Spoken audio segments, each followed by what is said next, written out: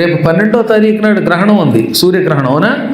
అదేదో అయిపోతుంది, ఇదేదో అయిపోతుందని మిమ్మల్ని అందరూ భయపెడుతున్నారు. భారతదేశంలో ఇప్పుడు ఈ సూర్యగ్రహణ ప్రభావము లేదు. నెంబర్ 1 ఏమిటి? భారతదేశంలో 12వ తారీఖు నాడు అమావాస్య నాడు ఏర్పడే సూర్యగ్రహణ ప్రభావం లేదు. మనకు అమెరికాలో ఉన్నది. కానీ గ్రహణ సమయంలో ఉదయం ఒక్కో టైంలో ఒకటి ఉంది.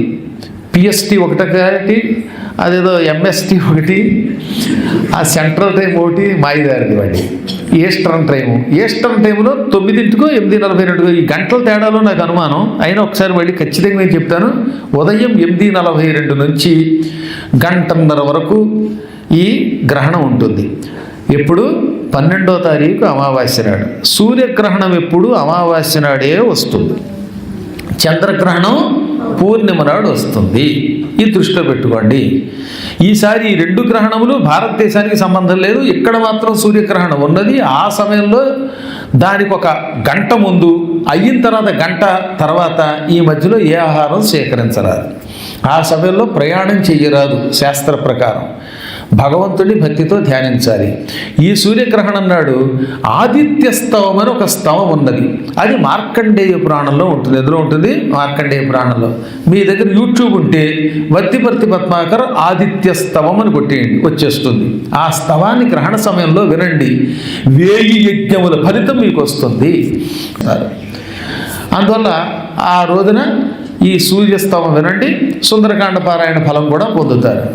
ఆ తర్వాత వీలుని బట్టి దర్భలు ఇళ్లలో వేసుకోండి. మీకు తోచిన ఒక మంత్ర జపం చేయండి. తప్పనిసరి ఆఫీస్కి వెళ్ళవలసి వస్తే సూర్యుడిని డైరెక్ట్గా తోడకుండా ఆఫీసులోకి దర్భలు పట్టుకుని వెళ్ళి అయ్యాక స్నానం చేయండి. పట్టు స్నానం, విడుపు స్నానం చేయటం మంచిది. ఉపదేశ మంత్రం మంచిది. గురూపదేశ మంత్ర అనుష్ఠానం చెయ్యండి. ఇవి చేయగలిగితే ఎన్నో లాభాలు ఉన్నాయి. ఎక్కువ భయపడవలసింది ఏవో ప్రాయశ్చిత్తాలని ఎవడన్నా చెప్తే నమ్మకండి, దొంగల వాళ్ళు. ఈ మధ్యన కొత్త జ్యోతిష్కులు తయారయ్యారు. ఇంకా పెళ్ళి అవ్వకుండానే వాళ్ళకి పెళ్లి ముహూర్తం పెట్టగానే వీళ్ళు ఫలానా టైంలో విడిపోతారని చెప్పడం. దొంగ స్వాములు వాళ్ళు. అలా చెప్పడం మహాపాపం. పెళ్ళి అవ్వకుండా విడిపోతారని చెప్పడం ఏంటి? విడిపోయేవాడిని కలపాలి, భార్యాభర్తలు కలపాలి. అలా కాకుండా చెబితే అది మహాపాపం. అలాగే ఎందుకో తెలియదు కానీ అక్కడ ఏమీ లేకపోయిందా ఉన్నదాన్ని కొండంత చేసి భయపెట్టేస్తూ ఉంటే జనాలు నిద్రపోలేక అయ్యి బాబోయ్ గురువు గారు గ్రహణం వచ్చేస్తుంది టండి, మమ్మల్ని గ్రహణం పట్టుకుంటుంది. ఏవి పట్టుకోదు, ఆ జ్యోతిష్కుల పేరుతో పట్టుకుంటుంది. పరమ పవిత్రమైన జ్యోతిష్ శాస్త్రాన్ని కొందరు చేతులారా పాడు చేస్తున్నారు. వాటిని తీసి పక్కన పెట్టండి. యజ్ఞోపవేతం అర్హత ఉన్నటువంటి వాళ్ళు గ్రహణం అయ్యాక మార్చుకోండి. మార్చుకుంటే ఎన్నో లాభాలు ఉన్నాయి, శుభాలు ఉన్నాయి. గోవిందా.